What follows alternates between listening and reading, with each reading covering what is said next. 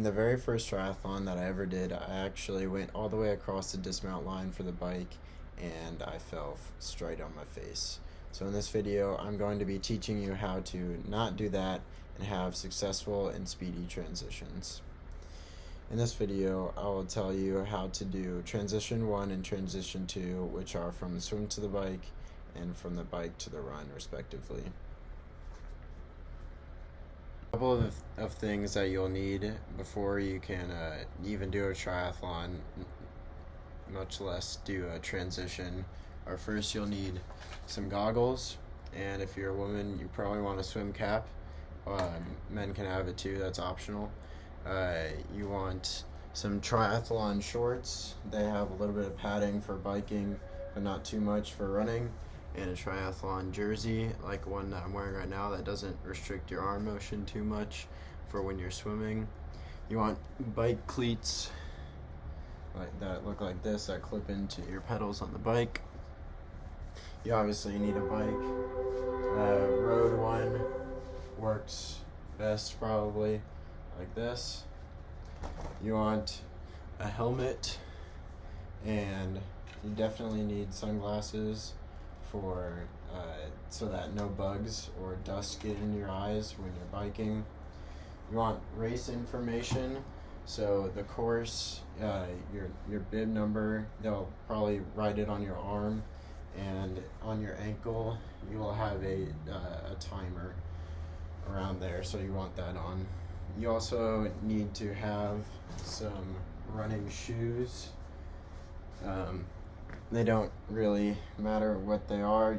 You all know what running shoes are. Running socks, you'll be able to change into those. And you want some food maybe if the race is too long. Some triathlons get like over 2 hours or so. You need some water bottles for the bike that I have here. And according to Iron Girl in 2016, you should also consider having a saddle bag. So that's what's on the back of my bike right now here, that has a spare tube in it, and you'll need a pump on your bike if you want to pump that back up. Once you know you have all of your stuff that you need, these are the steps for the first transition, which is from the water to the bike. So step 1 is you need to get out of the water, take off your cap and goggles. If you have a wetsuit on, you need to take that off as well. You have to run to your bike supplies.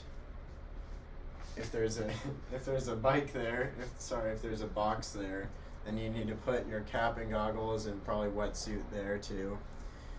And you need to put your bike shoes on, or if you already have your bike shoes on the bike, which some pros do, you can do that. So you have to put your bike shoes on, put on your helmet and glasses, unrack the bike from the station, and then you will run to the bike exit with your bike. Don't hop on the bike yet, but after you cross a line that will be there where that says you can mount the bike, you have to hop on your bike after that.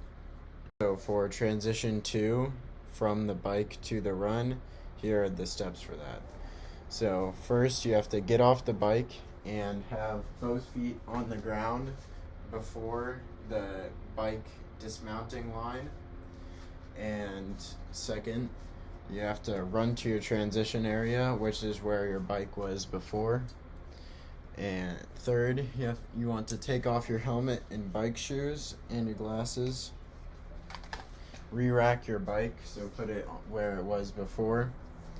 So put on your running shoes next, and your running socks as well. And then you want to run to the run exit, which is going to be labeled. A couple of things that you definitely want to avoid in transition 1 or T1. You do not want to try to run too fast at first, because you probably will be dizzy after coming out of the swim. You also don't want to throw your stuff everywhere. This goes for T2 as well. But if there is a box, you want to put your stuff in that box. Do not neglect the glasses because bugs might fly into your eyes and that's not going to be a good time. For T2, you don't want to overshoot the dismount line and still be on your bike afterwards. You will get penalized. This goes for T1 as well, but do not try anything fancy without extensive practice. For example, a flying dismount.